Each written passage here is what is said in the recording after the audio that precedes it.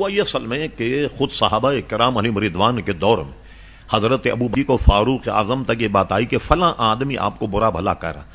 خود انہوں نے فرمایا کہ نبی کی شان میں گستاخی تو کفر ہے، اور صحابہ کی شان میں کوئی گستاخی کرے تو وہ گمراہ اور بے دین اور بد مذہب، ان کی شان میں گستاخی نہیں ہو. بعض چیزیں ایسی ہیں جو مسلمات میں سے، مثلا حضرت صدیق اکبر اور فاروق اعظم رضی اللہ عنہما کی خلافت پر امت کا اجماع ہے، اور کوئی ان کو حضور کا خلیفہ نہ مانے.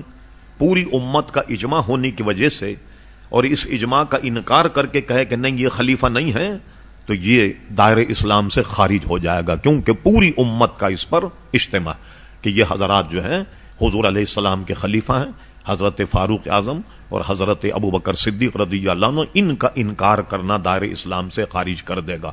اور یہ جو ہے نا کہ بھئی ان کو اس طریقے سے کہنا برا بھلا کہ دیکھیے وہ حضرت علی کو لیجیے آپ، ایک فرقہ ہے، کہتے ہیں دیکھیے حضرت علی کو کیا سوجی کہ بلا وجہ اپنے بیٹے کو انہوں نے خلیفہ بنا لیا وغیرہ اس قسم کی. اس کو سب کہتے ہیں. کوئی فحش گالیاں اس سے مراد نہیں، ان کو نہ ماننا یا ان کو برا اس معنی کر کہنا کہ بھئی خلافت کے تو وہ مستحق تھے، ان کو خلافت وغیرہ، تو یہ برائی ہے. اور ظاہر ہے کہ کوئی اس قسم کے فحش گالیاں نہ کسی کو جائز ہیں نہ کوئی دے سکتا.